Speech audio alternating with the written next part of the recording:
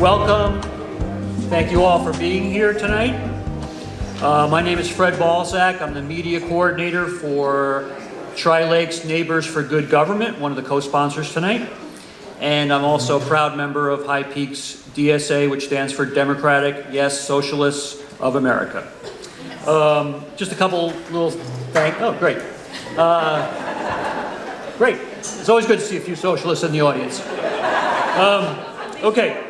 So everybody's in a good mood tonight. That's great. The bar's going to be open past 9, so 9:30, maybe even 10 if people are buying drinks. So just a couple little things. I want to thank the Hotel Saranac for use of this amazingly beautiful paneled room. Thanks to Adirondack Independent News for being our media sponsor and live streaming this event tonight. Sean Kittle is the editor there. I want to thank the 3 candidates, especially, for being here, and you in the audience. And you are the public, and you're the reason we're here. Just briefly about our co-sponsors, you may know about High Peaks DSA. It's a local chapter of the National DSA, which I believe is the largest socialist organization in America, approaching about 100,000 members. And High Peaks DSA has been involved in the community since about early 2020. And you can find out more about them at highpeaksdsa.org and or email them highpeaksdsa@gmail. Neighbors for Good Government is a brand new group. That's why we don't have a banner, but we plan to get one. And it started in the classic mode of a few people getting together in somebody's living room. And the group's concerns include things like transparency and ethics and how people are treated by public officials. So there is a petition up at change.org, and you can find out more about that by emailing Neighbors for Good Government, spelled GOVT, @gmail.com. Thank you. So it's my pleasure to introduce our moderator for tonight. Tim Holmes has been a resident. Saranac Lake has been Tim Holmes' home for more than 32 years. So he first arrived here in 1989. And his 2 children were born here, attended Saranac Lake schools. Tim recently retired from the Wild Center. While prior to that career, he managed a research and consulting business at Saranac Lake for 20 years. He's one of the founding members of the local Kiwanis Club, served as president, secretary. They do college scholarships for our high school students in Saranac Lake. Really valuable thing. And he's been active with the Adirondack Action Club, the Village's Healthy Infrastructure Advisory Board, and the Friends of Dewey Mountain. Without further ado, Tim Holmes. Thank you.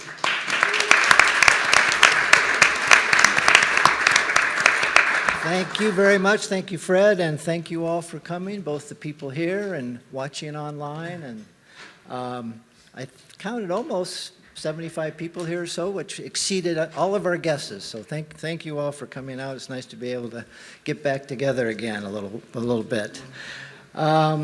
Let's see. We have note cards. What? Speak up? Okay. We have no. Thank you. Now we'll get to the important stuff, so thank you. We have note cards, and if you'd like to ask a question anytime during the debate, just raise your hand, and someone will spot you and bring you a card, and then they'll bring it up here, and we can try and add it. Can't guarantee it, but we'll try and add it in. So do that, and let's see, this is a 2-hour event, so we ask that you please, we want to fit as many questions in as we can, so please hold your applause to the end if you can. And as Fred alluded to, right when this is over at 9, we'll try and move out to the Great Hall, and then the bar is going to stay open, so anybody that wants to stick around and continue the conversation. So I'm just going to do a couple of quick introductions, and then we'll get started. On the far end here, we have our timekeeper, Trevor Susi, who was born in Saranac Lake and a special education teacher now in Long Lake, and he's treasurer for the High Peaks DSA, as shown on the banner. He'll help us keep us on schedule, and he'll let each of the candidates know when they have about 15 seconds left or so. So that'll keep things moving. And then we have the panelists who are asking the questions. So just this side of Trevor is Kate Wild, who's been in Saranac Lake for 4 years now and started her own media company, Indie Wild Productions, using video and social media to portray the Adirondacks as more than a tourism destination. And then, of course, we have Fred Balzac, who you know fairly well. He's been here at least 3 decades and has a passion for politics. He ran for village trustee. And he also has 40 years of experience as a journalist, copywriter, medical writer, and so on. And he's the co-founder of Neighbors for Good Government. And then finally, Margot Camp raised 2 daughters here in Saranac Lake. And one of them followed her into the health profession, and she's been a laboratory technologist, nurse, research assistant at Trudeau Institute, and a health inspector with the Department of Health, and also one of the organizers of the Neighbors for Good Government.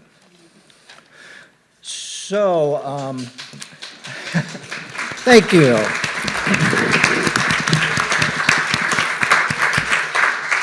Yes, thank you for them giving of their time. So we have 3 candidates. Thank you very much for joining us. And by random draw, we put them in order with Melinda first, Jeremy Evans second, and Jimmy Wiliams third for the first question. And then it'll rotate from there where Jeremy will get the second question first, and then we'll go around the horn. Let's see. You'll each have 2 minutes to respond to the questions. And the questioner, after the first response, can ask a quick follow-up if they want to. And then after your first 2 minutes, you'll each have 1 minute for a rebuttal or for additional remarks if you want it. So if that's clear enough for you folks. At about 8:50, we'll start closing statements, and then you'll have 2 minutes for that. And let's see, and at 9 o'clock we'll conclude. So I'm gonna ask the first question, and then we'll go from there. Sound good? All right. So to begin, for your opening statement, is a response to this question: what are your 3 main campaign planks or issues, and why? Okay. Start with Melinda. Can you hear me all right? Okay, sounds good. So my 3 pillars are encouraging, fostering Saranac Lake to be welcoming a community as it can possibly be, to be livable, and to be resilient, particularly in this area of climate, being resilient as climate change evolves.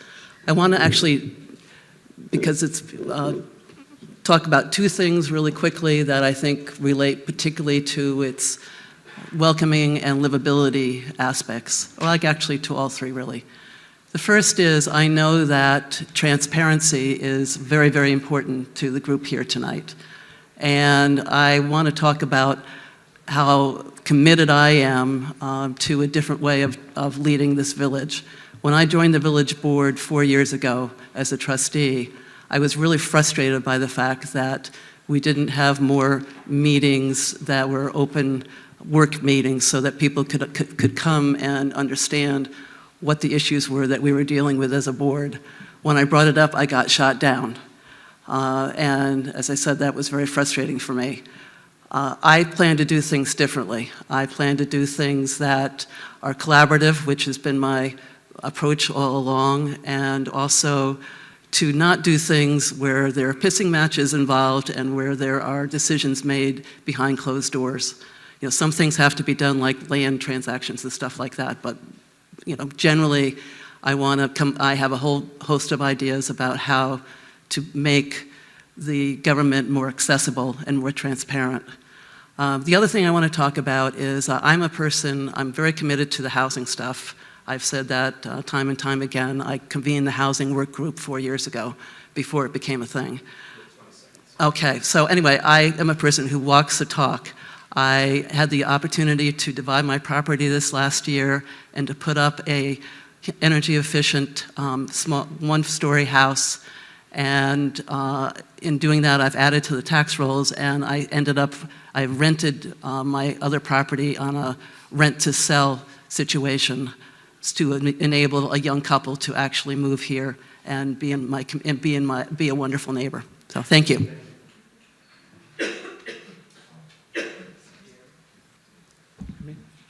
Okay. First, I want to say on behalf of the three candidates, we are happy to be here for your entertainment at our expense. That's true. Hope that doesn't count towards my 2 minutes, but there are a lot of things that I would love to highlight in 2 minutes, but I'm going to stick with 3 because that was the question. Number 1, and I hope we get to go into more detail on all these. Number 1's housing. We need to, if housing's a crisis, we need to elevate it to the level of a crisis, which means everybody has to be in, all village departments, the community at large. Second, I'd like to talk about multifamily housing development. I'd like to just propose tonight that we seriously look at attracting a multifamily housing development to the sand pit on Lake Flower Avenue. It's 6 or 7 or 8 acres that is at some point not going to be used as a sand pit anymore, and I think because of its location and that it's village owned, it's a perfect opportunity to bring in dozens perhaps of multifamily housing units that this community desperately needs. Second is transparency in village finances especially. Last Tuesday, if you watched the forum, I pointed out that it's difficult to have a thoughtful conversation about village finances because of the lack of financial data that's available to the public and the Board of Trustees. The next day, the village posted 3 years of annual update audits on its website. Finally, in that category, there's been several years where the village has not been able to figure out how to complete its required financial audits. My third category that I hope we get into is planning and code enforcement. There's been a lot of discussion about it, and I look forward to a healthy discussion about it tonight. Thank you. Good evening, everyone, and thanks for this opportunity. This will be the only time tonight that I read to you, but I don't want to miss anything. My name is Jimmy Wiliams, and I want to tell you a little bit about who I am. Travel has been a theme in my life. I've seen a little bit of the world. I spent a year hitchhiking and working throughout Central and South America and lived and worked in Europe, traveling when I could afford to. And I spent almost 15 years in the Navy experiencing more places I can count. But over that 20 years, I never found a place like Saranac Lake. And for 20 years, I always looked forward to my return and building my own life here. But when I got home, I did not recognize it as the same place that I was born and raised. The helping hands were fewer, and the oppositions greater. I'm not a career politician. I have not served on various boards of the village. And this is not the next step in my progression along that path. When people go on a military deployment, they don't go because they want to go. They go because there's a need. And I see a real need in Saranac Lake right now. That's why I'm running. Because we need leadership to move forward. We need someone to stand up for others. And that is absolutely where I have experience. So what are my 3 top priorities? Number 1, housing. It's a complicated and real problem that we all recognize. I respect the thought and planning that's gone into the plan we have in place, but the fact is we need action. Number 2, reintroducing leadership and building a motivated team with a clear intent. This is not a one-man show. Everyone involved needs to be clear on our goals and needs to be held accountable if they don't meet that expectation. Number 3, repairing the relationship between locals and local government. The solutions to so many of our issues stem from this idea. We need to unify and work together. Saranac Lake does not function without our community and the locals that make it up. I look forward to your questions and discussion tonight. Thank you. Thank you all, and Fred reminded me that you should each we have a minute rebuttal, on each question, so you guys could take another minute if you want to add anything to your remarks, or you can pass. So we'll start with Melinda. I think I said pretty much everything I want to say to open. I don't see a rebuttal being appropriate here. Okay. Thank you. Are you guys, you fine as well? Thank you, I'm fine. Okay, good.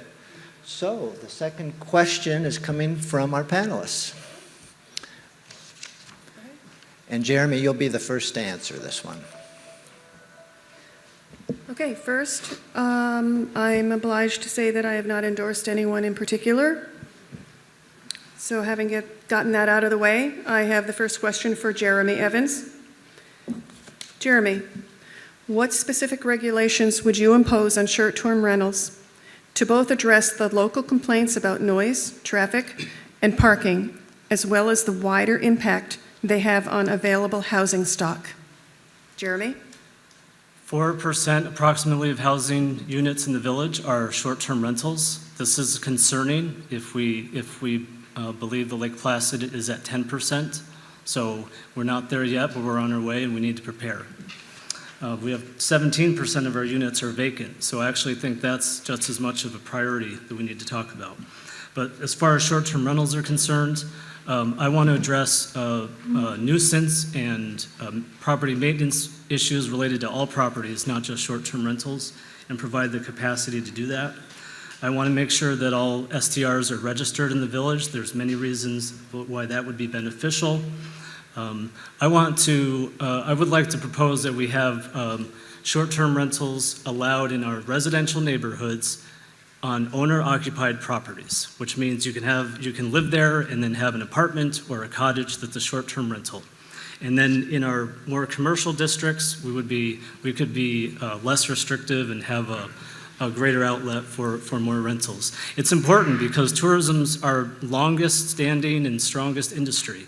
And this is a service, this is a product people want. And so we need to strike a really fine balance by protecting the quality of life that we all enjoy here while taking advantage basically of other people's money. That's what tourism is all about. So we need to attract those folks, get them to leave their money, but figure out how to make sure that it's used to benefit the residents. And by encouraging and allowing local homeowners to have a short-term rental on their property, we're helping their financial sustainability by having visitors pay their mortgage and taxes. And I think the vacant housing question, I'd like to figure out a way to encourage the redevelopment of vacant properties by allowing one of those to be a short-term rental and then another one would be a long-term rental. Because right now it's the short-term rentals that are driving the renovation market. Thank you. All right. Jimmy, can you answer that same question? Can you repeat the question? I couldn't quite hear it, so just the beginning of it. Sure. What specific regulations would you impose on short-term rentals to both address local complaints about noise, traffic, and parking, as well as the wider impact they have on available housing stock? Thank you. Go ahead, Jimmy. Short-term rentals are not a black and white issue. As Jeremy pointed out, they are a contributing factor to the housing crisis, but not the costs. Short-term rentals need to be examined fully. So I can't tell you which restrictions I would put on them. I just know that we need to do a little harder looking to understand what pros and cons they have to our village. They cannot be left unchecked, that's for certain. We were up at Will Rogers today, the three of us, and there was a woman at Will Rogers who can only keep her family home and stay there because of renting it short term. So locals renting short term to tourists is a way for us to maintain ownership. I would rather see locals maintain ownership in our village than absentee landlords from other places who buy a piece of property, take it away from locals, and don't contribute anything to our community. As I said, it's not a simple question. I wish I could just tell you that I hated them or I was in love with them, but I'm neither. We need to look at it. It brings a lot of money to Saranac Lake. We pay money to bring folks here, and about $7.5 million was brought into Saranac Lake last year by short-term rentals.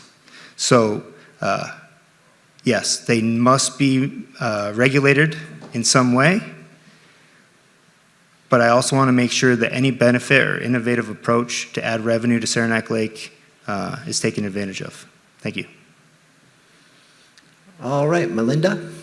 Thank you. Actually, I would start by saying that I am very pro having the short-term rentals registered, first of all, and that part of the registration process would be to be able to show that you've got somebody on, either a homeowner or somebody local to ensure that if complaints are made, that they can be addressed immediately.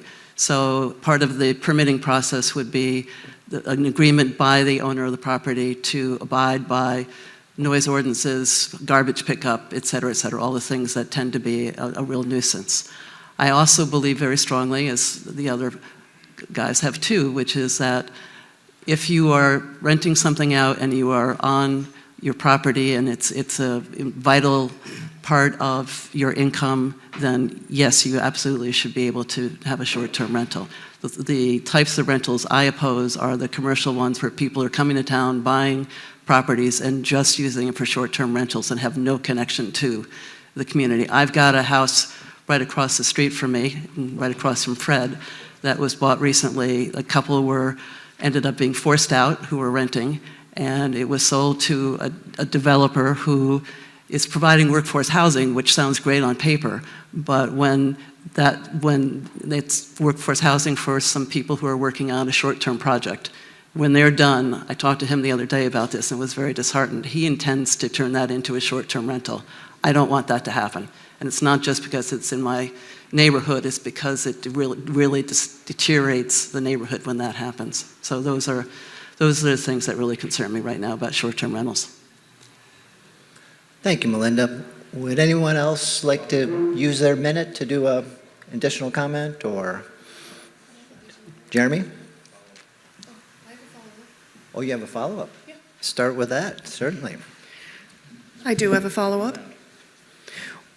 Follow-up, what is your view of hard caps on the number of STRs, zoning restrictions, taking into account homeowner income, etc., and the fact that so many areas across the whole entire nation, especially vacation areas, have begun to regulate STRs because in the past few years, especially since the pandemic and just before, the STR industry has exploded and affected local areas to the point where it is a problem, and clearly it's a problem because they've started to regulate them and try to be fair to both the STR owners and the residents who don't want the negative impacts of STRs. What's the question? Do I get more than a minute to answer that? I'm sorry. Is it my turn first? Yep. Okay. So, Margaret, I don't know if that's your question or you found it from somebody else, but No, that's my my question. It's a very heartfelt question, which gets to the complexity of this issue. And it can't be answered in a minute. These types of things are great, but some of these things take a lot of effort. I will use, and let's reach out. I'd love to chat. I'll talk to you for 4 hours about it, and your eyes will glaze over by the time you're done with me. But in my 30 seconds left, I want to talk about the nuisance aspect of this really quick, because in the administration of it, because that is something that needs to be talked about. We keep putting expectations on our code and planning office, but they need prioritization, they need training, they need resources, and how any regulations like this could come on the books without addressing some of the challenges that that department is facing if we don't address it, it will limit the effectiveness of whatever regulations are put into place. Do you want to summarize that, the main question of that, or are you ready to go with that, Jimmy? Yeah, I'm fine. Okay. I think either a percentage or a specific number would be fine to cap short-term rentals. I believe that we'd have to do it incrementally, so it would be re-examined every so many years, 4, 5, 6, whatever it is, based on the available housing in the area and who was without housing in the area. Yeah, so as far as putting fixed numbers on it, I would be willing to do that as long as it could be changed in the future and as long as we put the proper thought into determining what that percentage or number was. Thanks. All right. Melinda? It's a damn hard question. I actually have been involved with a subcommittee that's working on putting together some first recommendations about short-term rentals. And we're going to be coming out with those recommendations in about a month. And I think what we're going to be doing is we're basically presenting what we think is a starting point and hoping that the community will come back with a decisive answer to it. But all that said, when the comprehensive plan was done, one of the thing that was said about time and time again about most of the neighborhoods in Saranac Lake is the first priority is maintaining the character of the neighborhoods. So that is something that we all apparently wanted and I think still want for our community. So anyway, so I don't have a hard answer. I guess I'm waiting to hear back from the community once those suggestions are put out there for public comment. Okay, thank you. I do have a question from the audience. I'll put that out there now. It's actually 2 questions, so I'm just going to do one right now. And he did put his name on it. You don't have to do that. But this is Sean Boyer, a resident for over 56 years. Can you name 5 events that attract lots of people to Saranac Lake currently, and would you look into having larger events return here? So I think we'll start with Jimmy on that one. 5 events that bring people in. I'm going to say Winter Carnival, Rugby Weekend, which is not as big as it used to be. 4th of July is big. What else? I would have to say Christmas. Everybody comes home for Christmas. And probably followed up by Thanksgiving. Yeah, Thanksgiving's the busiest night of the year, minus Carnival Parade Day at Bitters and Bones. Bringing big events into Saranac Lake. I think they offer a lot to our community. I think they're fun if they're done smartly. Yeah, one of the things I'd like to see is us gather more in person to enjoy one another than just talk on Facebook. So I think community events, community festivals are great. You know, the possibilities are endless to get more folks having fun in Saranac Lake. So, yeah, maybe we'll do a beer festival next year. All right, Okay. Linda. Well, Winter Carnival obviously has to be on the top of everybody's list. In addition, although it's not annual, the Snowshoe Festival attracted a ton of people. Art walks are an ongoing, wonderful attraction. I'm forgetting, forgive me, the current, I can't remember the current. What? Oh, yeah, sorry, that was it. And then the fishing derby. I mean, the other day I was struck as I was going by Lake Colby how many people were attracted for that. So those are just some of the events. And I forget the second part of the question. If you would if you would look into trying to attract more large events to Saranac Lake. Absolutely. I'm thinking in particular, Sean, the event that you spearheaded a few years ago with Kelly and whatnot in the middle of summer. It was a fantastic event, and Yeah, so those kinds of things are great. Yeah. So, All right, Jeremy? I don't ever repeat the ones that have been talked about, but I'll add 90 miler and first night. Russ told me I did not have, I shouldn't touch this. Okay. Everybody. So, yeah, Live streaming. 90 miler and the first night would be a couple that I would add. As far as the attracting more events, yes. I think there's a carrying capacity that we always have to be careful of and timing. Shoulder season events are better to put a lot of effort into than peak of season events. I think one of the strengths of our area through the pandemic, as far as visitor traffic, was that we were not over-reliant on events, that there was a more substantive desire and interest in our community than just going to an event. So although I think that events are really important and an important part of our tour, what we can provide, we can't forget what's fundamentally strong about our area compared to other places that rely very heavily on events. Those places during the pandemic suffered exceedingly because all of a sudden you couldn't gather. And I agree, we want to gather, we want to get back together, but we've got to stay resilient with our tourism industry. All right, is everyone good without a rebuttal on that question? I want to add something, just because I Certainly. can. I also want to say, I don't want to overlook the thing that is really a mainstay, and that's the farmers markets. So, yeah, so they're not exactly events, but they are, in a way, in terms of the spirit of it. All right, who's next from the panel? And Melinda will have the first answer. I believe I am. Thank you, Tim. In the interest of transparency, and Melinda alluded to this, I'd like to disclose a couple of potential conflicts of interest. I am a next-door neighbor of Melinda's. She was living 2 houses over, now it's 3. And I do consider her a friend. I hope she does too. And my wife works part-time at the Village Mercantile, which Melinda heads as the board president. So just wanted to get that out there. Okay, so this is for Melinda.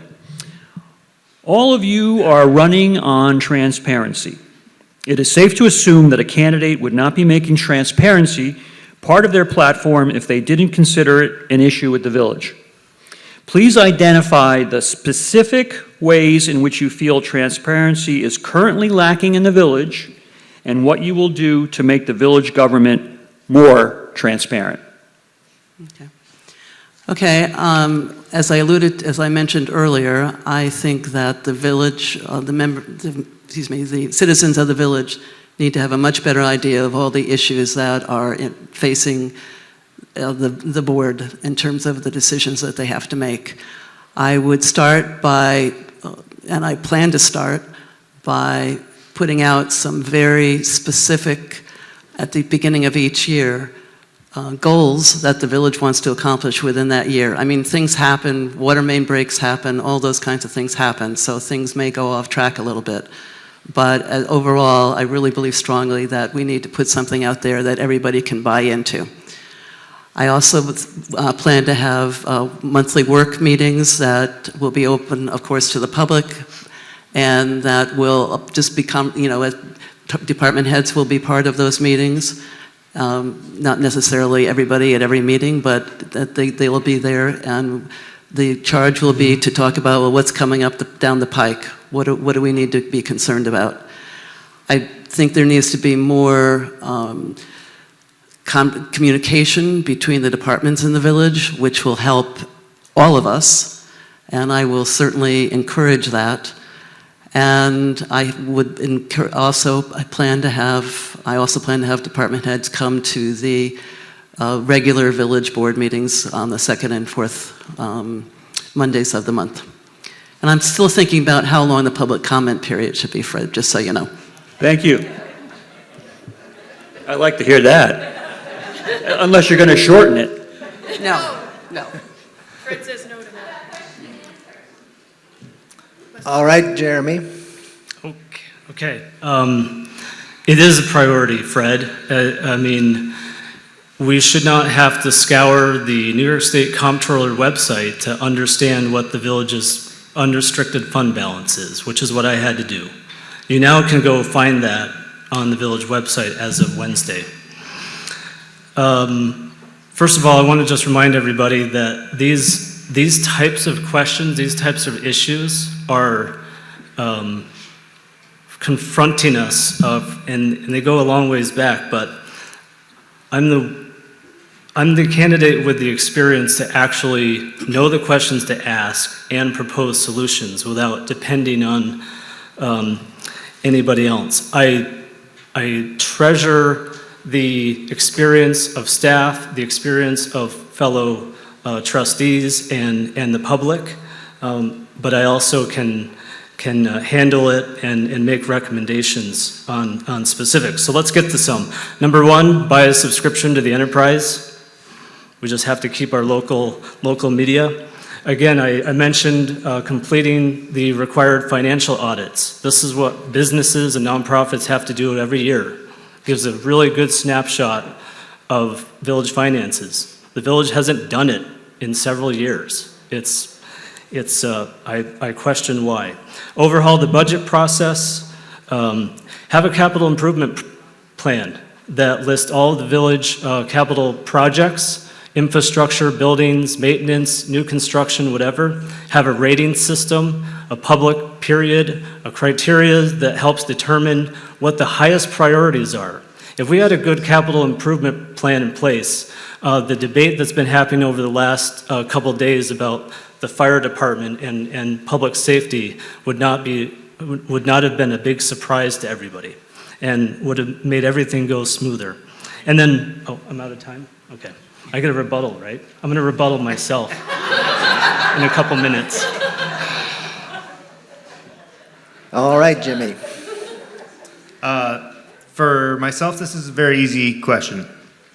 Everybody sitting in this room has probably picked up a issue of the enterprise in the last few years and seen something that kind of made them uncomfortable.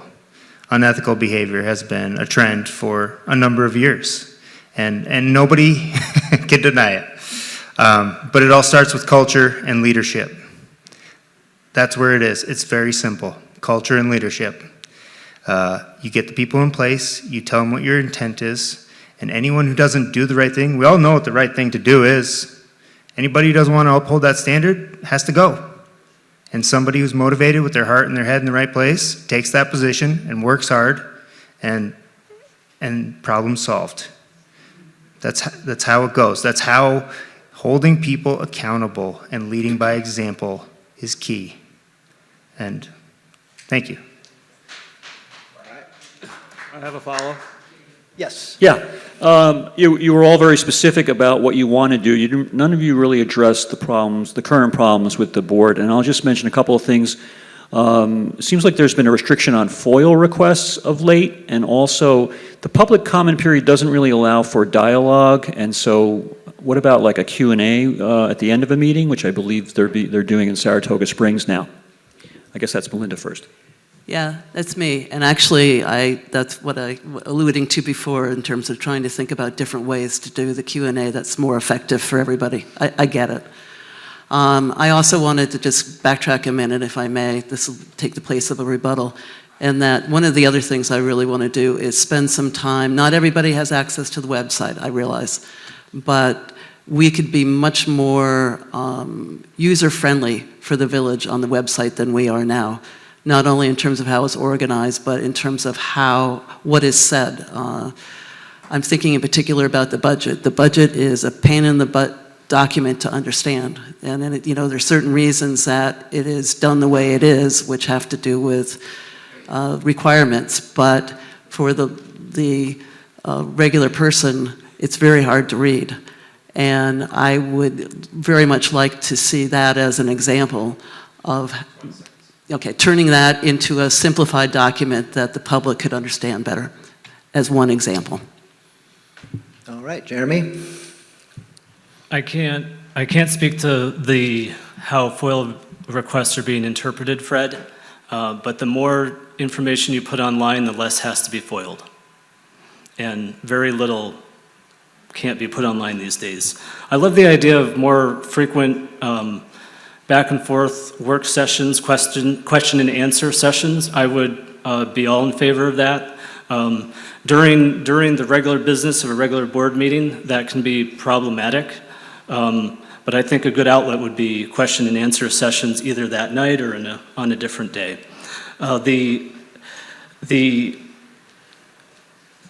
There's a lot of specifics on what we can do. I listed out a bunch of them. I think I answered that a lot more specifically than my two counterparts, and I just want everyone to recognize that. We can make the budget easier to read tomorrow. And I don't understand why it's scanned in as a PDF. I wish I didn't have to take 10 seconds to talk about it. It could be turned into a searchable PDF tomorrow. And if we have more time, we would talk about the new interactive tools that a lot of governments are being used to answer the question, what Melinda's trying to get to. All right, Jimmy. Currently at our village board meetings, residents of Saranac Lake don't feel welcome. I've been to a number, and I don't feel welcome at those meetings either. I want to move back to where people of Saranac Lake feel appreciated, respected, and heard, and that is at village board meetings.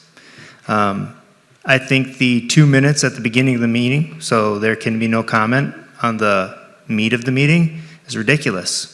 I think we need to welcome constructive criticism. That's how we get better. And if somebody truly believes that you're trying your best, you're loyal to them, and you're honest, I think that constructive criticism will diminish. It will never be gone. It should never be gone, but it will lessen. Yeah, that's all I have. Thank you. All right, are we good on that one? I have to disclose that I used to work with Jeremy last year, and he's awesome, but I have not publicly endorsed him or any other candidates up here. At the village board special meeting on Monday, all three of you voiced concerns about Bill 28, which would allocate 2.5 million to create a dedicated police and fire reserve account. That bill has now been tabled.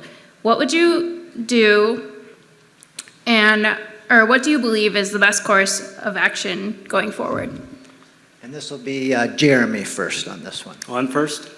Well, first of all, I want to thank Melinda, Kelly, and Tom Catillus for tabling that resolution. There was no reason that needed to be presented on a Saturday and a resolution showing up on a Monday evening. And it's an important topic. Understanding how we move forward with improvements and necessary changes for our public safety departments is critical, and we've got to deal with that. So I'm happy that discussion is out there, but that doesn't excuse the proposal to allocate $2.5 million out of the general unrestricted fund balance basically overnight. And only because I raised the issue of the village's $4.5 million fund balance that's been unallocated and unknown to the general public because of the lack of financial data on the village website. So what to do with that fund balance is a great discussion to have, and I'm not sure why it's never occurred before, but I appreciate Melinda saying that belongs in the budget process, which is now just starting with the village. So there's a lot for us to learn from this hastily called and inappropriate meeting and resolution, and hopefully it's a sign of good things to come that all three of us expressed our dissatisfaction with that process. How much time do I have left? Okay. So as far as the reserve account, it seems like some at village government have had plans to use a lot of it for public safety for a long time, maybe years. But how do we as a public not know that? It's as if we can't be trusted. To come to the conclusion that supporting our fire department and police department are worthy of our investment. All anybody had to say 5 or 6 or 7 or 8 years ago is, we need to start investing in these facilities, and we're going to start putting money aside in the reserve account. All right. Jimmy? I'm very happy that the resolution was tabled. Obviously, most of us in this room support the fire department with everything we've got. We need those guys, they're heroes. However, business should not be done on Facebook or in a vacuum. And if village board members don't even know why they're going to an emergency meeting, that means an individual, one or possibly two, are spending $2.5 million without anybody else's input. Our money, not good. The $4.5 million excess, I don't think many people knew about that at all. We had families raising money to get basketball hoops at Ampersand Park because we didn't have money for them. There's $4.5 million in the bank. We also wanted to dedicate $2.5 million. Why did we not act on this sooner? Why did we not act on this when we met $2.5 million, if that's the number? Nothing about it was done the right way. It has merit. The fire department needs to be taken care of. Their facility is just falling into the ground. However, there's a right way to do things and a wrong way to do things. There's a way that inspires confidence and a way that inspires doubt. It was terrible from the start, but I hope it gets passed eventually if it makes sense. All right, Melinda? Well, obviously, since I moved to table this, you know where I stand on that, but I do believe very strongly that this discussion is part of our budget discussion, and that will involve a lot of opportunity for public comment. I also want to say that it is appropriate to have some balance in that particular account. Whether it's $1 million or $2 million, I don't know. I think it varies depending on the person you talk to. But I also want to do some research on that before any decisions are made. And I also want to say that this, if it's a 2.5 or whatever it ends up being, it's not just for the fire department, which is incredibly needy, God knows, but the police department and the rescue squad are both needy, and we need to think of all of them as we look at this and do our planning for the future. All right, any follow-up from the panel? I don't think so on that one. Anyone want to take another minute for rebuttal, or you? I want to rebuttal myself, yes. Oh, sorry, Jeremy, I forgot. You have the floor. So I wonder where the $2.5 million number came from. Has that been pegged, earmarked for many years as a goal to attain, or was it figured out on Saturday or Sunday? I don't know. Of the normal village budget process, and probably this one, despite what I believe will be Melinda's best intentions, all the decisions will be made before the public has an opportunity to comment on it. So the village budget will be 95% baked, and then public comment will be solicited, but then no changes will be made because it's already 95% baked. Finally, I'll give everybody the best practice as far as fund balance. So there's no hard and fast rule for fund balance for municipalities, but 20, 30% in that range is good. $4.5 million is something like 70, 75%. So we were just way off course with any accountant or financial advisor would recommend for municipality, and auditors would probably catch it if the financial audit had been completed. Anyone else with a rebuttal? Yeah, I need to say something, which is that, let's see, tomorrow night at 5:30, there is the first of the working budget meeting. The public know about it, I hope, through the Adirondack Enterprise article that ran this morning. And people should come. That's their chance. This is really the beginning of the budget conversation in terms of board input. People should come and listen in and begin to get their input. There'll be at least one other such session and probably more, and then there will be other time for public comment. But if you're in at the beginning of the conversation, then you get to have some say-so about stuff. So, 5:30. Kelly, I'm right about that, right? Yeah. Thank you. Jimmy, anything to add? I think I would just say that there were village board members who asked what the amount of the general fund was and never received a number. If they don't know, and we don't know, and it's not listed on the budget, I think something's wrong. All right, thank you. Next question from the panel? Okay, that would be me. This is quite lengthy, so bear with me. The question that I have in front of me. The village's water quality was recently scrutinized in a two-part guest editorial that ran in the Adirondack Daily Enterprise. The current mayor wrote a rebuttal to the editorial, calling it a rant containing substantial factual errors. Several elected officials, including village trustee Rich Shapiro, have publicly backed up the mayor's stance. What is your view on water quality in the village, and do you believe the concerns raised in the two-part series should be investigated? Before we get responses, as a matter of transparency, we want to state that the author endorsed Jimmy Wiliams in the editorial, and that individual was involved in the planning of this debate. Well, coincidentally, we are starting this round with Jimmy. Thanks.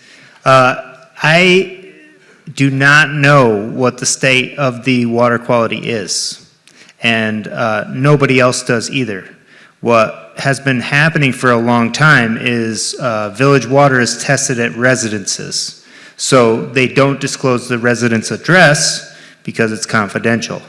So what we had is folks asking if it was the general supply, and then people on the board really guessing that it was due to old lead fixtures or fixtures containing lead inside the structure. And what I have here is a two-part problem.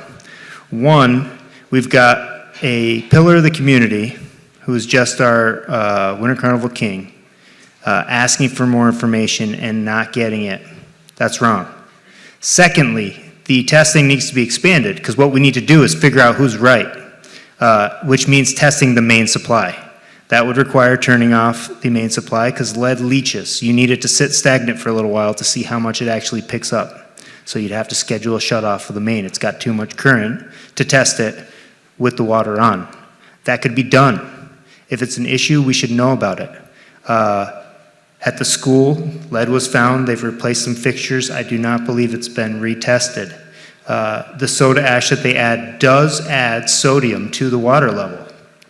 And obviously it's not completely working. It's helping, but it's supposed to coat the outside of the pipes and reduce the leaching into the water supply. So when somebody in the community wants information, we give it to them. We help them, and we work through it publicly. If we're uncertain about the quality of our water, we test it till we know without a doubt where it's at. Done.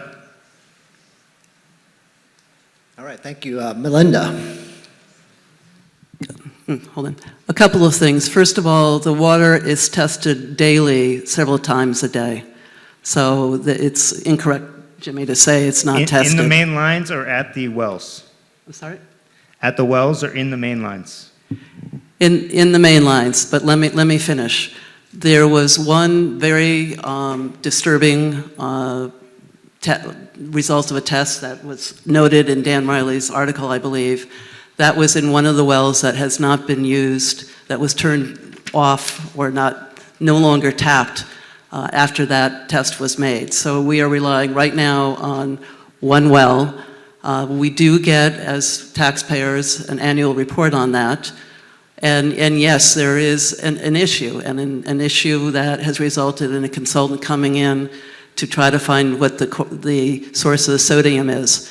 But it's not a dangerous issue for most people. Yes, it is for some people who are very, very sodium intolerant, for lack of a better way of saying it. It's not great, guys, but it's the best that it can be done at this point. The village was mandated by DEC to put these wells in place and to leave Mackenzie Pond as the source, at least as I understand it. I know there were other politics going on at the time. I wish the decision hadn't been made, but it is, and this is what we have right now. One of the things also that was mentioned in the commentary, okay, I'm just going to stop there. So, thank you. All right, thank you. And then we'll go to Jeremy. One of my first projects working for the village, I'm going to turn because I keep ignoring the screen. Is that okay? Yeah. Working with the village is on the project to find a new water source, and it was very difficult for village officials to try to figure out the best path forward. And indeed, the Department of Environmental Conservation had its preferences and tried to push towards a certain result. I certainly hope that, well, I don't know if I hope or don't hope, but we better not find out that an aquifer under the Saranac River is polluted with sodium because of road salt dumped by the Department of Transportation. So resulting in the village being squeezed between two state agencies with differing goals. Where's my head exploding emoji?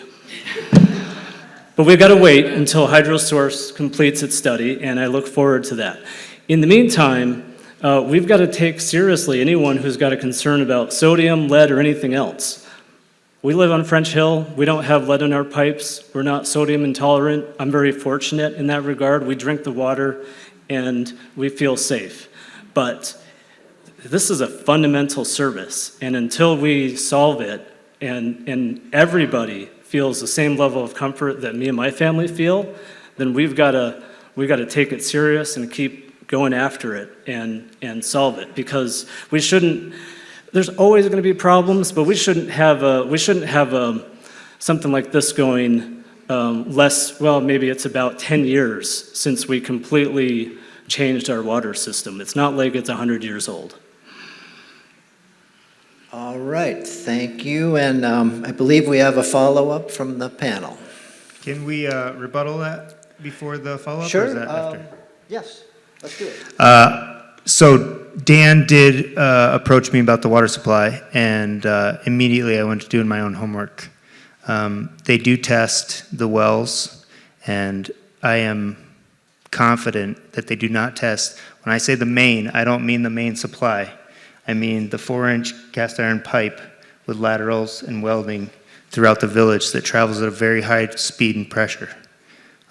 So I think I miscommunicated that, but I think we are not to assume that they test the water out of the main lines in Saranac Lake. Thank you.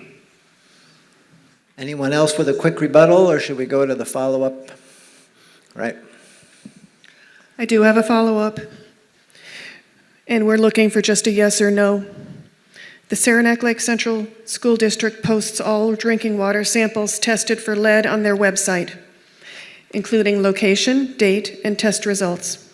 If elected, will you commit to the village board doing the same? And we'll do the same order, I guess, start with Jimmy. 100% yes, minus the street address. I think a general vicinity would give us the same information to know if your neighborhood had it or not, but I would never disclose a person's residence.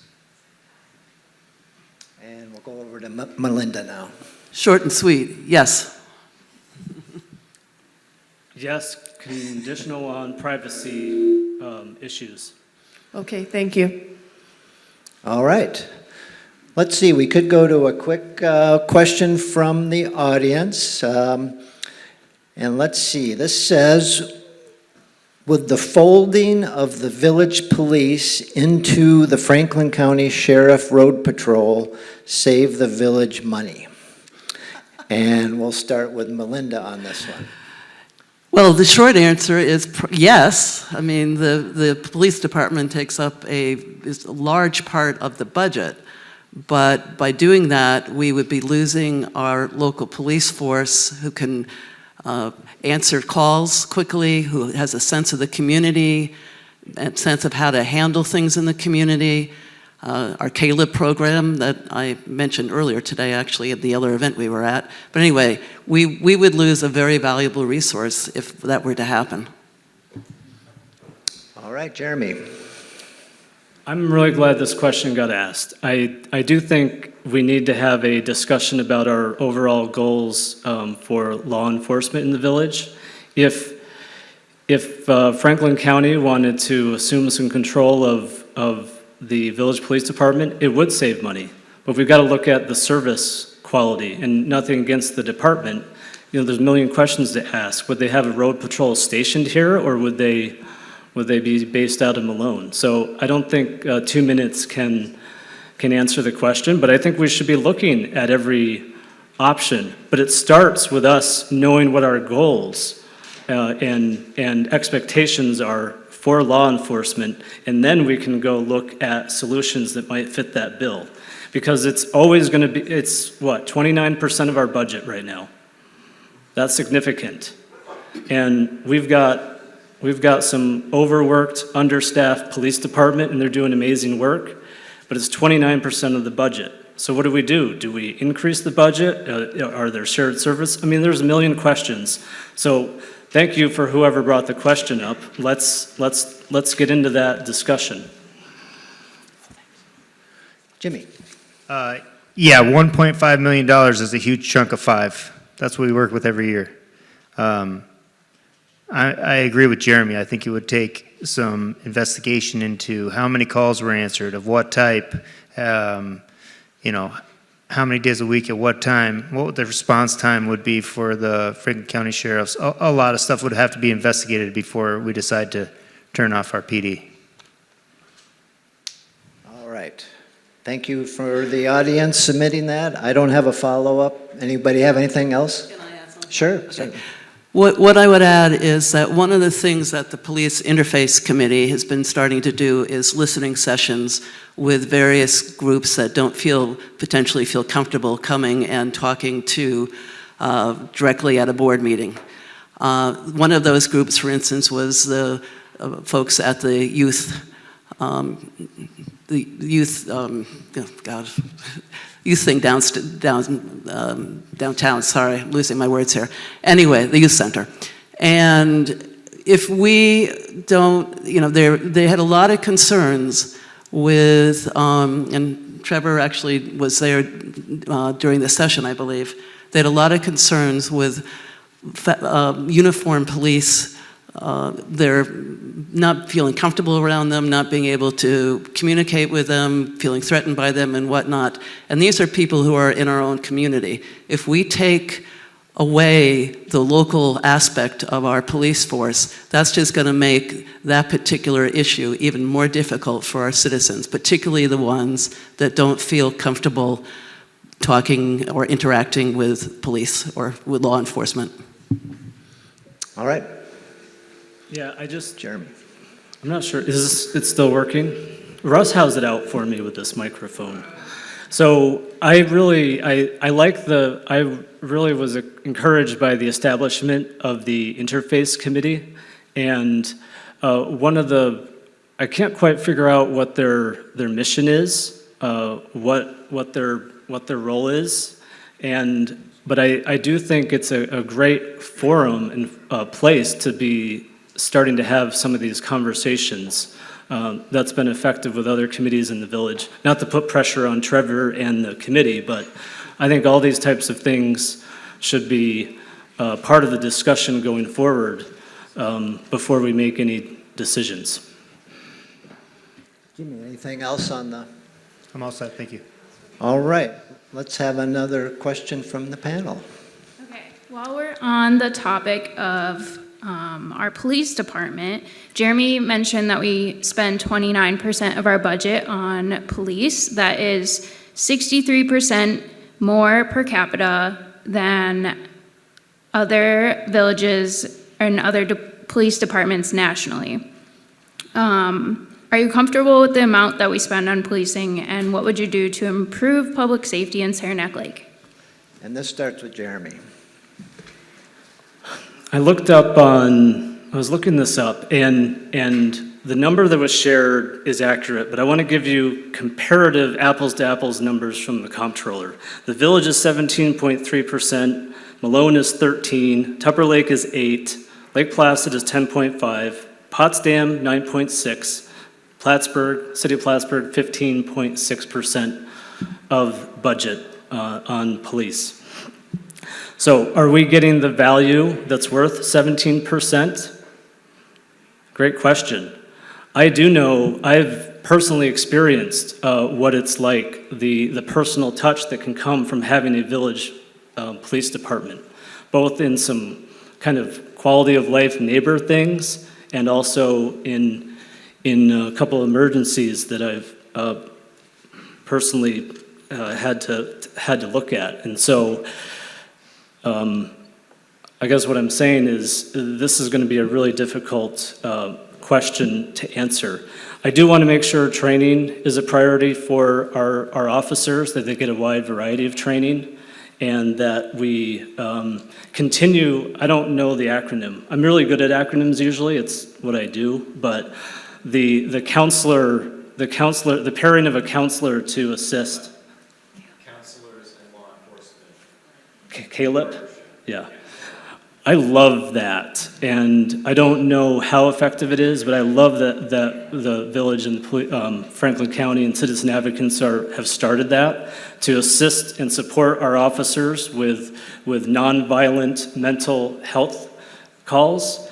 And so I really think we need to give that every chance to succeed, because it really is a new and progressive way to look at dealing with the caseload that we've got in our community. All right, and Jimmy. 30% seemed very high to me, but you learn something new every day, and I just heard Jeremy cite Lake Placid at less than 11%, with more visitors, more drinking, more traffic. So I think it would be very interesting to look over the expenditures and start to prioritize where that 30% is going. I mean, that's triple. And we all know Lake Placid. That's a good rule of thumb. I would say we're usually a sleepier town than Lake Placid. Thanks. All right, any follow-up on that, Kate? Any additional from the candidates? Just one thing, which is that we have I think, an incredible new police chief in Darren Perotti, and I would say this is actually an excellent time to look at what the priorities are and to see if, in fact, there is a way to cut costs without cutting the quality of the service we receive. All right, good otherwise? I do have a number of questions from the audience, but I'll start with just one right now. Each of you hold housing as a high priority. What is your plan for the vacant ghost houses in the village? And that'll start with Jimmy. First and foremost, we need to revamp the Code and Development Office.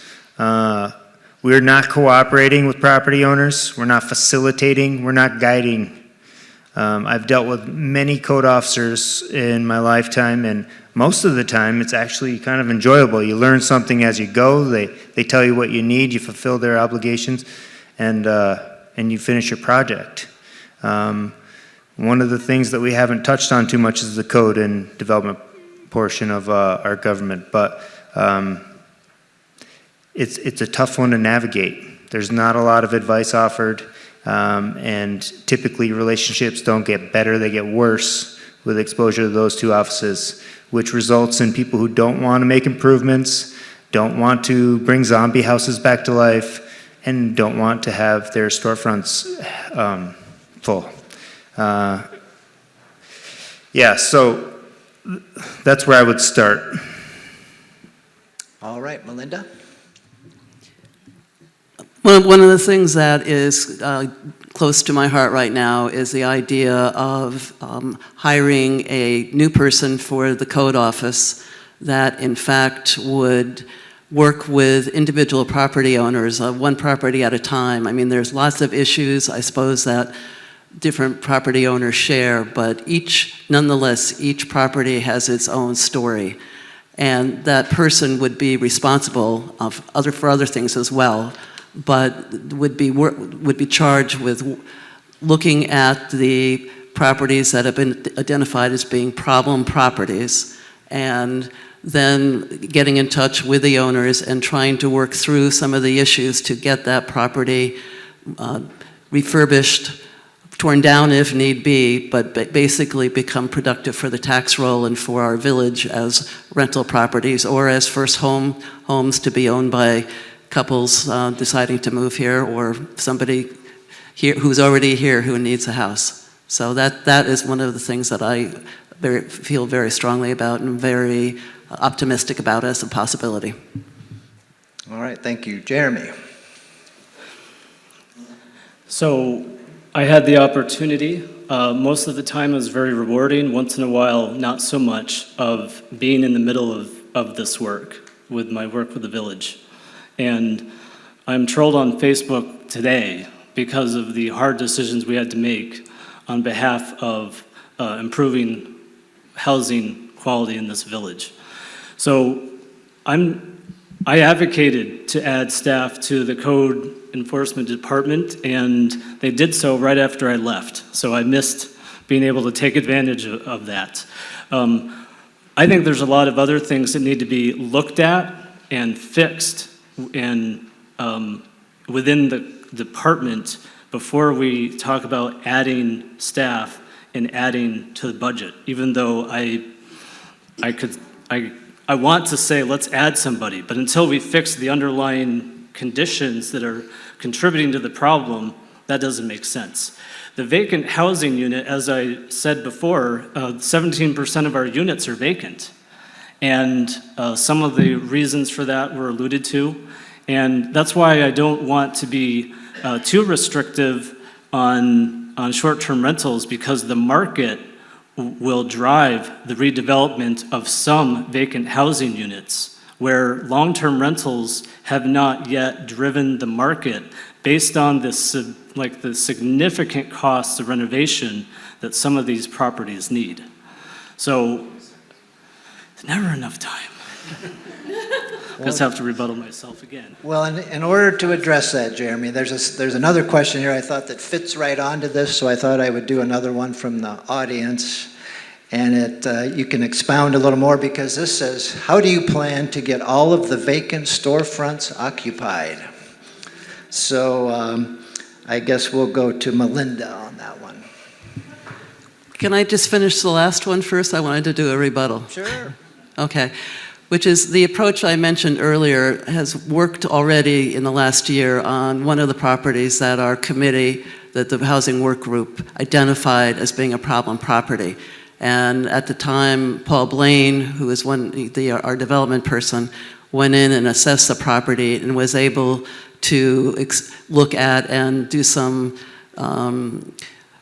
projections about what would need to be done in order to bring it back online. And somebody was found to, and we collectively, in particular Paul, worked with the owner on finding a buyer for that property. And it should come online at some point in the not too distant future.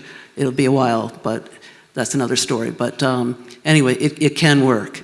Now, the answer to this next question, can you ask again? How do you plan to get Could I do a quick rebuttal? I didn't get my rebuttal. Okay, everybody get Well, we're skipping ahead. I thought I'd ask.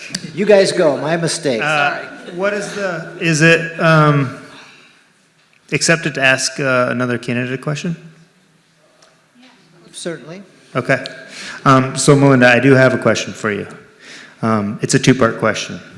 One is, if you had to estimate how many times have you received a complaint, either at a formal board meeting or personally, about an individual in the code or development offices? And then the second part is, what have you done to correct it?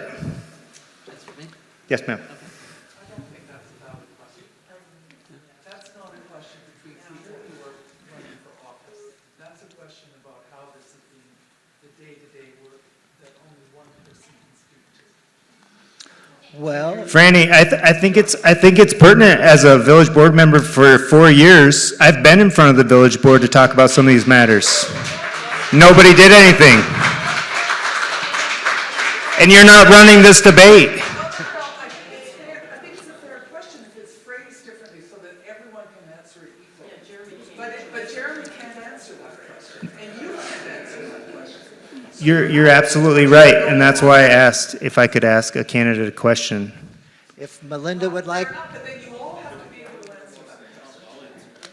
if Melinda would like to respond, Jeremy says she he'll can. answer. If, would you like to say anything on it, Melinda? You certainly don't have to.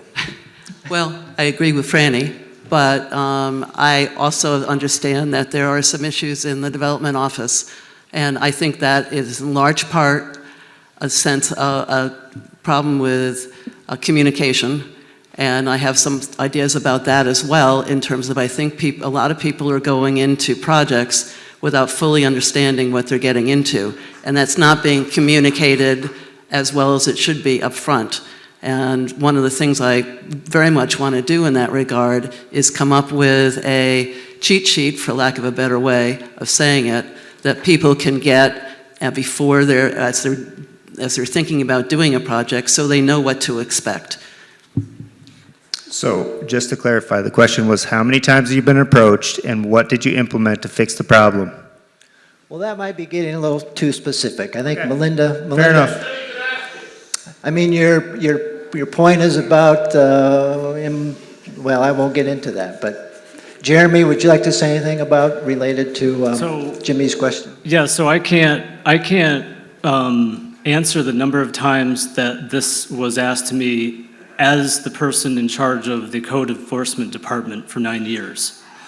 So, but let me tell you what I did, and most people, unless you're on the receiving end, don't know that I spent a significant amount of time being what both candidates have talked about what we need, which is a liaison between the people who are trying to do something and the code officer with his own interpretation of what his requirements are.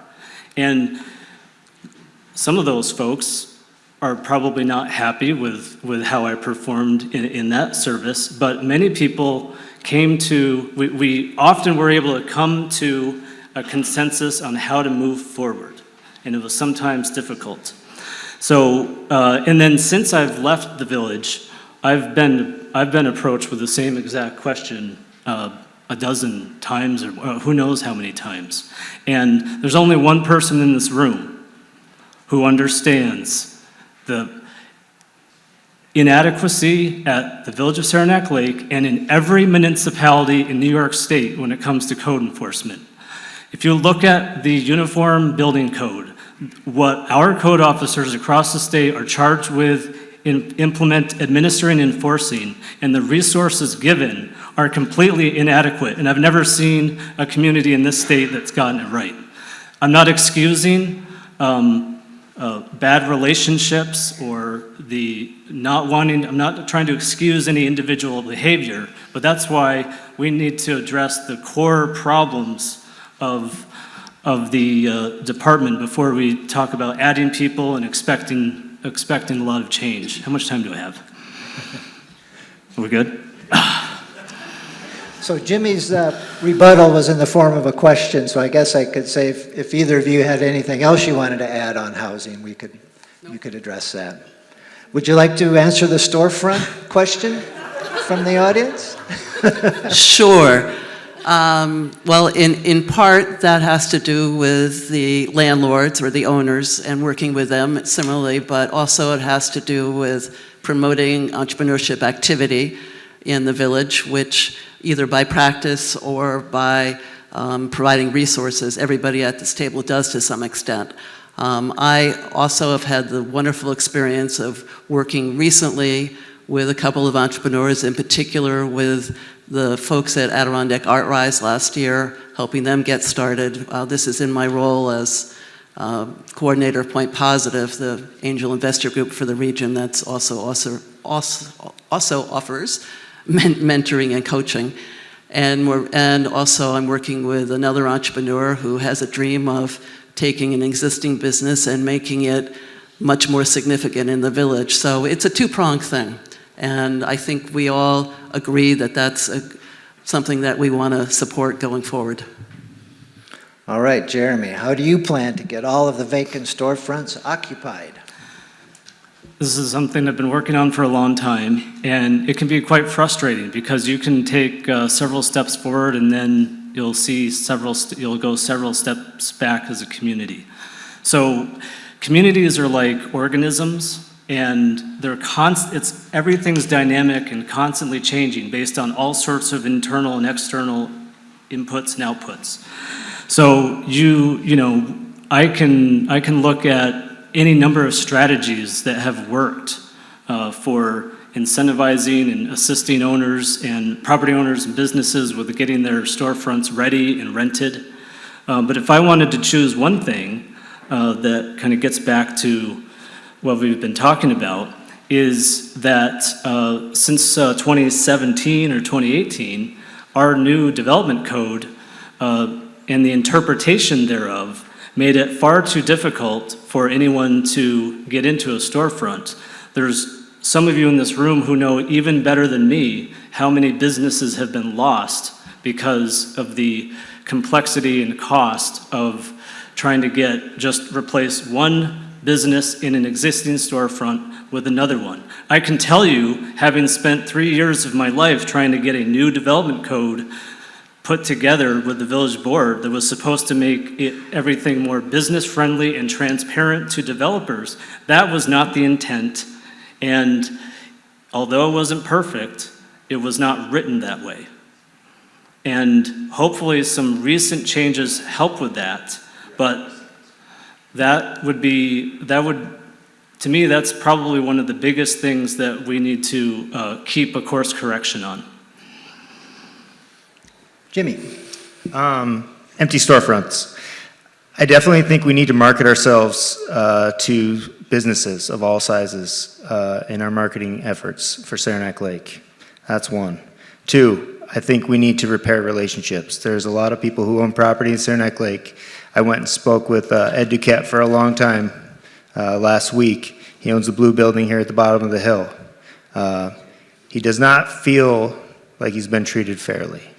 If he did, I think, our options are to work with people and find a solution that betters everyone's position, or just leave it as it is. So unless we want that place empty, we have to talk. That's how life works. So we have to repair relationships to the best of our ability. It's either that or watch it sit empty. And then the last, I'm sorry we're going back to code and development, but I personally know of 5 businesses that people have tried to start in the last 2 years here in Saranac Lake, and they've met resistance, and they've let it go. 5. In other debates we've talked about them at the, what did we Zoom the other night? The Voters for Change. We talked about it a little bit, but it's a real thing. And it's sad. Any rebuttals on that topic? All right, let's go to the panel. And It's been so long since I asked a question. I meant to add earlier that I too, like Kate and Margot, have not endorsed any of the candidates and remain neutral. This one question was submitted in advance by 2 local electricians. We did try to scour the community, those of us involved with this, to get questions in advance from folks. So in 2015, the village eliminated licensing requirements for electrical contractors who work in Saranac Lake. Given the potential hazards associated with the outdated technology in many of the private homes and other components of the village's current infrastructure, how would you, if elected mayor, address this lack of licensing requirement? And we'll start with Jeremy on this one. I'm always going first.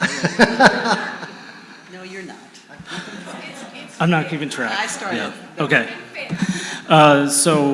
So I was involved with that, and I don't have 5 minutes, so I'll keep it short. The licensing process that we had was outdated, did not ensure competency by an electrician. I mean, I took the test and basically passed it. It's an open book test. You do not want me working on your electric in your house. Good to know. Okay, so it wasn't useful as a tool to protect the village or village buildings, and there's very few communities in New York State that have electrical licensing anymore. What protects us? Well, number one, the New York State Building Code and its companion, the National Electric Code. Everything that's done in this village is supposed to be in conformance with the building code and the NEC code. And it's supposed to be inspected by the code officer, but more importantly, all work in the village related to electrical work is inspected by an electrical inspector. Third party, not employed by the village, and that, everyone's seen the green sticker on the panel boxes. That's come from an electrical inspector. And so with the trends and what's in place to protect us, I felt completely comfortable on removing a bureaucratic process that really the only I don't want to say the only value, but it was being abused from downstate electricians to come up to Saranac Lake, pay $35 to take an open book test and get a certification that they could then go use. And it was basically used to circumvent a more robust licensing program in some of the bigger cities downstate. Jimmy? I think we all agree that electrical is probably the most important component to a new build. And no matter who goes to inspect, it's impossible to inspect every staple wire connection. I think it's important that people who have those skills and do that trade are licensed. I had heard that it went away because somebody failed it twice. But that's neither here nor there. Care to say who that was? Melinda? I'll just I'll just say that I recently redid a bathroom and went through the process of having an electrical engineer come and do the on-site checking of it, and it worked very, very well, the whole process, and I felt very confident at the end of the day. So I think what Jeremy said, Jeremy really covered the basics, and I will say that it's a working process. Any follow-up? Yeah, in transparency, I want to just say it was me that failed twice before I passed the third time. So Thank you for owning up to that, Jeremy. Do you want to do another question from the... No follow-up? Any other comments on that topic? Let's see. Another one from the audience. What will you do to make Saranac Lake a better place to raise a family? And this will start with Jimmy.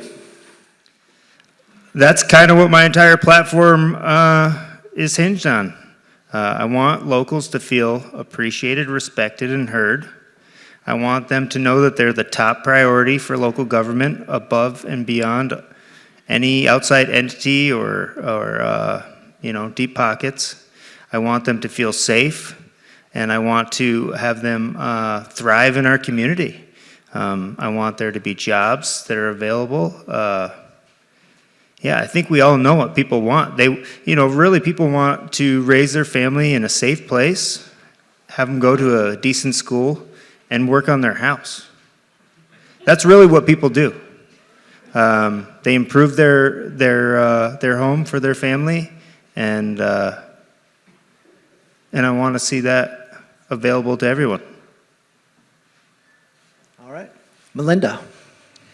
Well, obviously, providing affordable housing is part of that equation, and providing good professional jobs. I think one of the things I wanted to add to the conversation tonight is that it's not just about, shouldn't just be about tourism here. Tourism is a wonderful thing, but we need to diversify our economy as well and really be looking at ways to do that.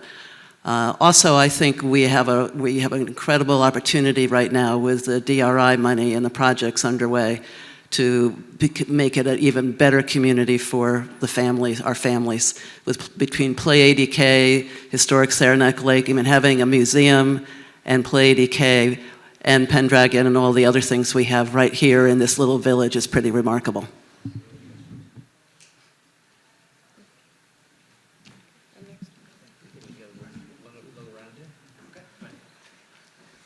Thank you, Melinda. And Jeremy, did you? So this is one of those topics that can actually get me to get a little emotional, and because I've been so blessed and my family's been so blessed to end up in this amazing community. There's so much that's provided for my children, and especially those who are of lesser means. The community always steps up to give those kids every advantage possible. I'm obviously a big fan of the school district, having just finished 6.5 years on the school board. It gave me a window and insight into the struggles that many of our families face that are just, sometimes you think, how are they even surviving? And we will never do enough, but this community does an awful lot to try to help those folks. So let me get specific on a few different things. We have a parks master plan, and we ought to be more aggressive in implementing the recommendations from it. We have playground equipment in this village that if we don't replace it soon, Amy Catania is going to designate it as a historic feature, and we won't be able to remove it. And Jimmy referred to basketball hoops. We can afford to make investment in our parks. I highlighted a couple months ago that the village's sidewalk, 10-year sidewalk bond that Mayor Rabideau had proposed and championed 10 years ago, the principle was ending this year, and he proposed, and I welcome the village board to include that in its budgeting process to make sure we take out another $1 million to keep going on sidewalks. And finally, we have a rail trail coming, which everyone sees as a tourism asset. I see it as an amazing asset for our residents. We've got to figure out how to connect that rail trail to our neighborhoods. And that work was started back in 2015 and 2016, and we need to implement that now. We should have been doing it sooner. Good. Thank you very much. We could do another round of additional thoughts if anyone wants to add anything. No? Let's have another question from the panel. Okay, that's me. There are currently 534 villages in New York State. The state's 2018 local government handbook states that roughly only 10% of those villages operate with a full-time village manager.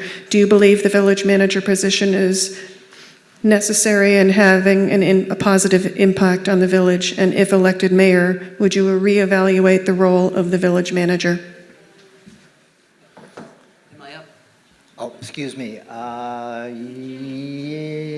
No, Jimmy. I cannot speak to the 480 villages who do not use a village manager. And to be honest, I don't know if the village board members would be able to manage the departments that the village manager manages currently, just the way our village board is set up. So I hate to tell you I'd have to understand the situation more, but I'd have to understand the situation more. I wouldn't eliminate a position until I was confident that we could do as good a job or better without it. If anything, I would probably investigate a part-time position if I didn't deem necessary full-time. All right, Linda. With the kind of government we have, it's critical to have a village manager, which Jimmy's alluding to. If we changed it up, there would have to most likely be full-time board members to pick up the slack, and which would also cost a lot of money. I think our village staff is remarkable, and we're able to do all that we do because we have a really terrific staff. You know, we have somebody who goes after grants. We have John Sweeney as village manager, who has an incredible knowledge of not only what's happening today, but in terms of what has happened over the last several years. And that really informs a lot in terms of how the village keeps up with things. So I'm always looking for ways to keep costs down and to keep our taxes down, but getting rid of the village manager position would not be one of my choices. All right, Jeremy. So the village has had this form of government for 80 or 100 years or something like that, and been pretty supportive for it for a long time. We could have a strong mayor form of government. All of our neighbors are like that, very common in New York State. And I think for most villages, it's simply a capacity issue. They're so small that they can't have a full-time as full-time administrative staff like we do. I think I would be totally open to looking at that and having a community discussion about it. And as part of that, making sure that we understand as a community and the village board the goals and expectations of all of our departments and village staff. There's a lot of misalignment right now, and we could spend all night on that. And I'm not blaming anybody for that. I'm especially not blaming the village staff, but there's a communication gap where the expectations of the village board and the community are not aligning with the demands placed on our departments and the expectations and goals that they have. And that needs to get into alignment. And I think if we did that, we might find that we can operate with this form of government just fine, because across the country, village and city management form of government is by and large really effective, because government's getting more complex, and having trained professional staff can make all the difference between being a community that's in forward versus one that's in neutral or reverse. All right. No follow-up. No follow-up? Any additional comments on that? I'd just like to say, this thing working still? There we go. I would consider myself equal parts optimist and realist. Positivity is a wonderful thing, and it can make life a lot better, but we can do better. We can do better in a lot of roles in our government. We can do better and hold people accountable to perform the duties they're paid to perform in a manner that makes people feel like they're getting value for their dollars. Thanks. All right, thank you. Another question from the... Candidate specific? Sure, I think we should, yeah. Okay. So now we're going to do candidate-specific questions with a similar format. So kind of get to the one, the process we just did a little bit ago, impromptu. Who's got it? Which candidate would be up next? This would be Jimmy. Oh, Jimmy's first? That's me. A lot of your answers revolve around two things: the village board's attitude towards the community needs to change, and the next mayor needs to work better with the community and its members. The position of mayor is detail-oriented, and there are a lot of processes and procedures that must be understood to be effective. Both of your competitors have experience in this arena, and both have platforms that can easily be found online. What would you say to convince voters that you have the knowledge necessary to be effective as mayor? I think my project management background would most certainly carry me through not having that experience, and I almost see it as an advantage. Fresh eyes, same old problems, different way of looking at it. That is a difficult question, though. Let me process my thoughts here for a moment. Yeah, so the mayor position is not a one-man show, neither is running Saranac Lake. Your job is to build a team of motivated individuals, hopefully subject matter experts, and hold them accountable for the roles they're supposed to fill. So you're orchestrating more than leading the charge, and yeah, that's where I strive. Cool, thanks. And what's the next process with this? Are the other candidates comment, or are you going to go to another? Yeah, if anyone else has comments. Okay, all right. Does anyone want to take a moment? For Jimmy, so. Because I think you're each going to get your own questions. Yeah. All right. Yes. Okay. This one really goes to the heart of why Neighbors for Good Government got formed. So Melinda, you've served on the village board for 4 years, and in an article that appeared in the Adirondack Daily Enterprise on January 22nd, you acknowledged that the current mayor's behavior towards some community members has caused problems and said that you have distanced yourself from him. So the question is, how have you stood up for community members as a village trustee? And if elected mayor, how would you go about improving the treatment of village residents?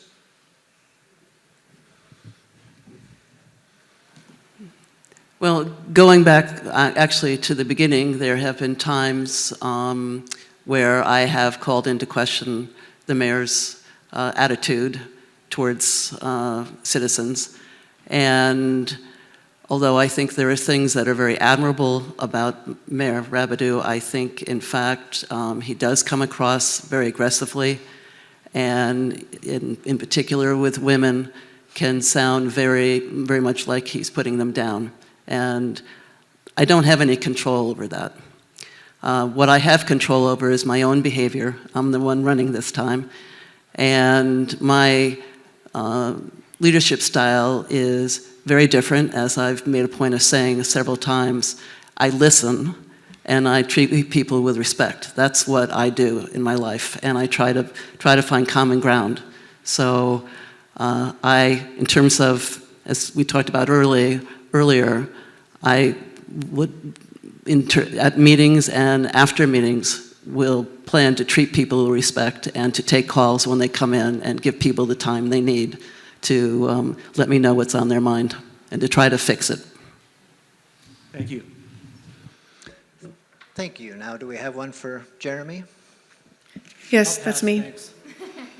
This has already been touched upon, so, but I'll still ask it anyhow. It's no secret that downtown Saranac Lake has an overabundance of empty storefronts. Many of those, in particular the entire block between Main Street and Woodruff, have been empty for about 10 years. During the Adirondack Daily Enterprise's mayoral debate, you said you have been working on those and that problem for over 10 years. In that time, what positive changes have been made to address this issue during those 10 years, and why haven't we seen a significant decline in the number of vacant storefronts? So we did talk about that, so I won't rehash some of the things we talked about before, but, you know, I remember meeting with Mr. Duquette at his building, and he shared with me some, what he perceived as issues with water runoff into his building. And he's been incredibly frustrated with that. I know there were some efforts to try to work with him on that, but for many years he was ignored. And I shared that concern up as appropriate. And then poor guy, ironically, has the same issue with a vacant property across the street from my house, where a poor repaving job ended up making it so water runs right off of the road over the sidewalk into his building. So You know, it's very rewarding to find ways to look at tools and strategies that can assist a property owner or business with locating in a downtown storefront. But it is also frustrating when any number of things happens, a business, an owner retires, a property owner changes hands and is no longer a good landlord. There's so many things that happen. It can be frustrating too.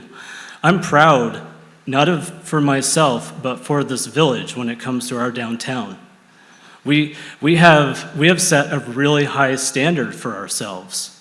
And when you travel around different villages and communities in New York State and across the country, they look like ghost towns.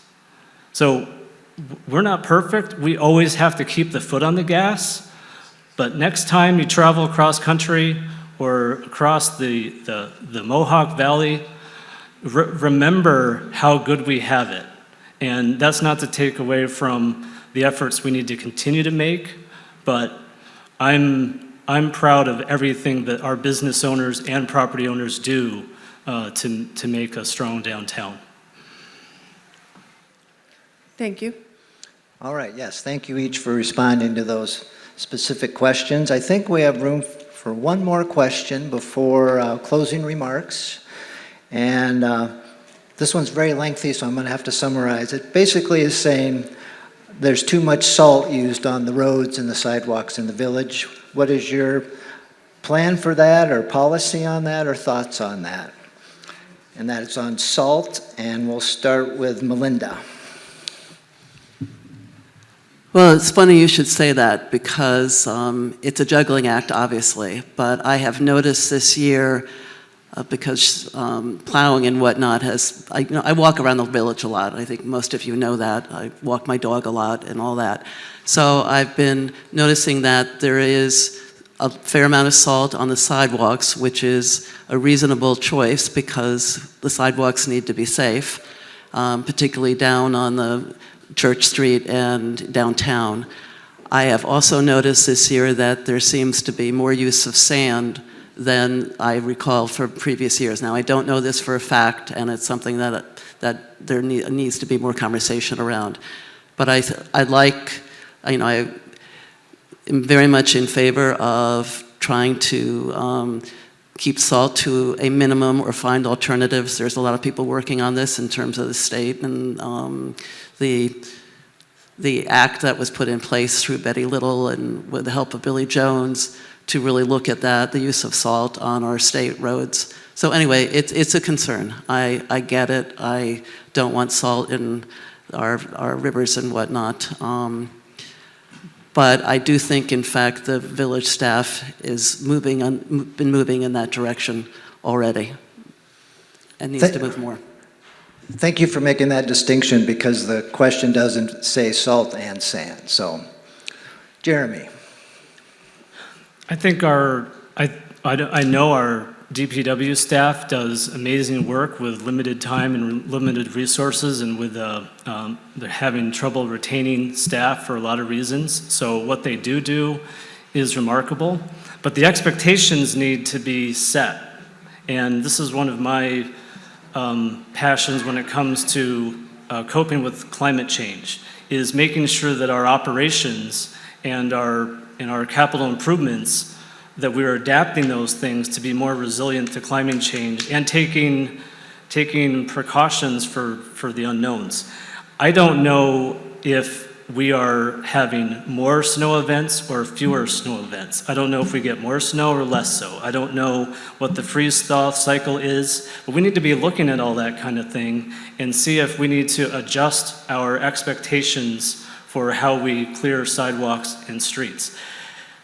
There's been improvement in the clearing of sidewalks over the last few years, and we need to keep the foot on the gas because it's a very equitable form of transportation, and we got to keep them clear. And there's some inconsistency, but we also have to give our DPW the ability to